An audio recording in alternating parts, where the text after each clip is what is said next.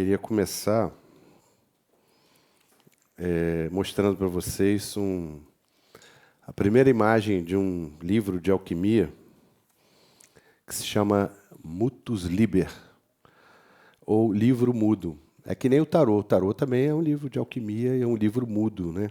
Isto é, um livro só de imagens, que foi o grande tema, digamos assim, eu acho que é dos psicólogos que mais contribuiu para a compreensão e entendimento do mundo das imagens foi Jung, né? E a primeira lâmina desse livro é muito interessante, que mostra um homem deitado aqui, adormecido, com a cabeça na pedra, né? E os anjos descendo, tocando trombetas pela escada. Esse é um símbolo muito interessante, porque poderíamos dizer que ele condensa muito da ideia que nós vamos estudar aí ao longo até o final, que é o conceito de emergência espiritual, né? Por que eu estou associando essa imagem, que é a primeira imagem do livro de alquimia, é um livro iniciático, na verdade, é um processo de iniciação que esse livro está descrevendo, né? Por que nós vamos associar isso com a emergência espiritual? Porque a emergência espiritual é alguma coisa assim também. É como se a pessoa tivesse adormecida em algum nível e aquele processo vem para acordar. E é um processo perturbador, né? Essa cena, na verdade, representa Jacó com a cabeça sobre a pedra. Para quem não lembra da história, é uma história que está na Bíblia, né? Inclusive aqui tem em linguagem espelhada, que era também uma forma que os alquimistas tinham e muitos cifradores de códigos tinham de colocar mensagens veladas, né? E aqui tem, em linguagem espelhada, vários trechos da Bíblia, né? Gênesis, 2 do Gênesis, né? E um do Deuteronômio. Então representa, porque, só para a gente lembrar, esse vai ser um tema também que nós vamos estudar ao longo do nosso trabalho, que Jacó, recordando assim muito rápido a história, era o filho mais novo, né? E Esaú, o filho mais velho, os dois estavam já na barriga, eles estavam brigando, né? E interessante porque Esaú era uma pessoa mais materialista, digamos assim, né? E Jacó era alguém que tinha já um chamado espiritual. A mãe dele percebeu isso e a própria mãe dele tramou com ele e o incentivou a roubar a bênção do pai. O pai, né, era cego e estava cego nessa ocasião, então ela bola um estratagema. Esaú era muito peludo, então ele pega uma lã de carneiro e entra na tenda e diz que é o seu irmão, que ele era Esaú, pede a bênção e o pai dá a bênção, né? Então é muito interessante, porque a partir dessa situação que se configurou, quando Esaú sabe que a bênção que era para ele tinha sido roubada, digamos assim, ele fica furioso com o irmão e podia até matar o irmão.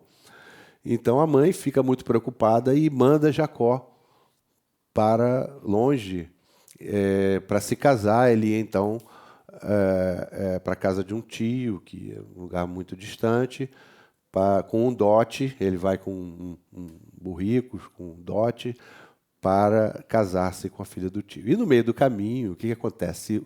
O burrico, a mula, desaparece no meio do deserto e Jacó fica sozinho depois disso. Então, o que acontece? A vida antiga foi embora. A vida que ele tinha acabou. Aquele ciclo acabou da casa, família, proteção, toda aquela situação confortável foi embora.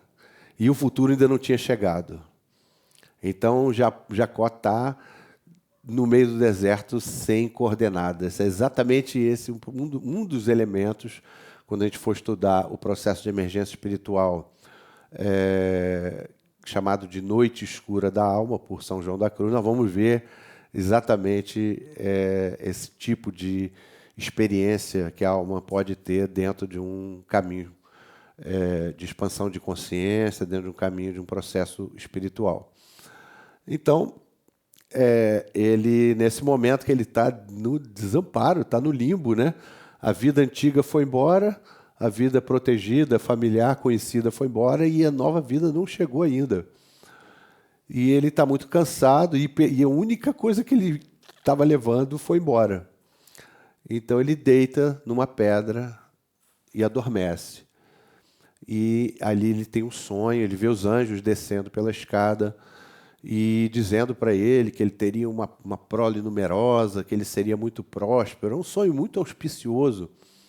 E quando ele acorda, ele até batiza aquele lugar de Betel, né, aquela pedra, né, que ia ser a casa de oração de todos os povos, e, enfim, lugar sagrado, abençoado. Ele pensa em voltar ali e continua sua jornada para a vida nova, que nós não vamos ver hoje.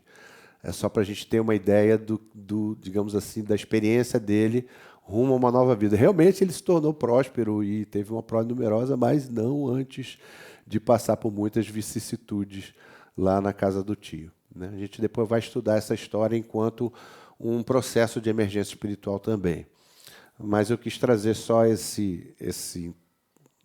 imagem e esse tema como um introito para o que nós vamos hoje abordar, né? Bom, e então, para a gente poder começar a compreender um pouco desse tema, né, um tema complexo e muito interessante, nós vamos pensar na questão assim de que, muito curiosamente, né, a gente encontra pouquíssimas definições na psicologia, nas escolas, nos cursos de formação, na academia, em todos os lugares, cursos de treinamento de terapeutas, a gente encontra pouquíssimas definições do que é saúde. Você vê um sem número de descrições psicopatológicas, né? Aliás, a medicina é assim também, né? A medicina também é assim. O médico ele vai sendo formado assim o tempo todo, pensando nas doenças, vendo as possibilidades, uma variedade enorme de quadros de patologia.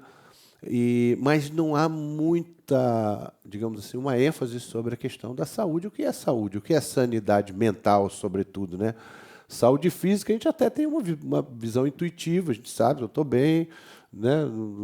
Tá tudo funcionando, estou com saúde. Mas na mente a questão é bem mais complicada, né? Bem mais complicada. E é interessante a gente não ter muitas definições. E o Jung, dentre outros autores da psicologia, depois do advento da psicanálise, com Freud e a psiquiatria também se expandindo, né, ele é um dos autores que decide olhar o homem sob o ponto de vista da saúde, né, porque às vezes a gente começa a ver patologia demais, os distúrbios. Daqui a pouco você não sabe muito bem onde é que está, então, o equilíbrio, a saúde, né? Enfim, o desenvolvimento normal. A gente fica muito preso nessas questões e quem estuda psiquiatria e psicologia assim, sob esse viés, é muito comum as pessoas começarem a se identificar com o maior parte daqueles quadros. Vai estudar paranoia, nossa, eu tenho minhas paranoias. Vai estudar histeria, nossa, eu tenho minha dimensão histérica. E vai por aí afora, a pessoa se identifica com um monte daquelas disfunções, né?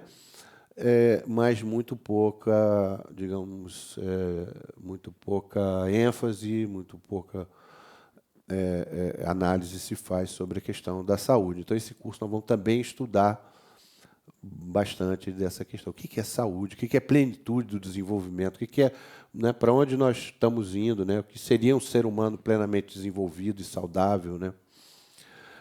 E é interessante, né, que nós somos incapazes de dar explicações convincentes, né, sobre o que seria sanidade. Né? É muito interessante que, geralmente, essa ideia de sanidade ela conjuga assim, de uma maneira furtiva, um vasto número de preferências e pressupostos, geralmente tácitos, implícitos, né, de preconceitos ideais acerca do que pensamos que deveríamos ser ou que deveríamos parecer quando estamos na nossa melhor forma, né? Então, não é infrequente a gente ver questionamentos fortes dentro da área da psiquiatria e da psicologia a respeito desses diagnósticos, né? E isso se expande, né, às vezes até para a área médica, mas especialmente na psiquiatria e na psicologia, porque aquilo que é muito fácil você patologizar um comportamento diferente do seu, uma pessoa que funciona de uma maneira que não é comum para você, que não é uma maneira normal para mim, e o outro funciona daquela maneira diferente, é simplesmente uma questão de diferença. E por isso, a importância da gente fazer sempre, estamos sempre com o pé na transculturalidade. Fazemos estudos transculturais, transdisciplinares, ver como é que funcionam as pessoas em outras culturas, em outras sociedades, que hábitos que elas têm, o que é normal numa cultura, na outra não é, e assim por diante, né? Então, nós vamos também o tempo todo estar procurando estar com esse pé nessas questões. Outro ponto também é sanidade do ponto de vista de quem está dizendo, né, que é, o que é saúde, o que não é saúde, e também em benefício de quem, porque hoje nós sabemos que tem uma indústria farmacêutica ganhando rios de dinheiro com remédios para milhões de coisas, né? E que tem todo o interesse em que se multipliquem os quadros de patologias para que eles possam vender remédios. E os médicos também ficam felizes que podem vender seus serviços. E nisso, então, cada vez cresce mais o número de disfunções que são incluídas aí nos manuais, nos códigos, né? Mas, ao mesmo tempo, muitos questionamentos. Foi um questionamento forte que surgiu na época da antipsiquiatria, por exemplo, né? Na época da antipsiquiatria, os antipsiquiatras começaram a questionar, né, Laing, Cooper e Foucault também, e Sartre na teoria, né, defendiam com razão que o chamado louco tinha algo a dizer e que valia a pena ouvi-lo e levá-lo a sério. O doutor Anísio também, né, o Jung também, né. Em vez de encarcerar pessoas perturbadoras em diagnósticos e instituições, eles sugeriam que devíamos começar a questionar de onde vinham nossas ideias de normalidade, quer dizer, começar a questionar o observador, que é muito interessante, do ponto de vista de quem que nós estamos classificando alguém como doente mental ou qualquer coisa assim, que a gente sabe que é um rótulo muito forte, né, e muito brabo, né, é um diagnóstico que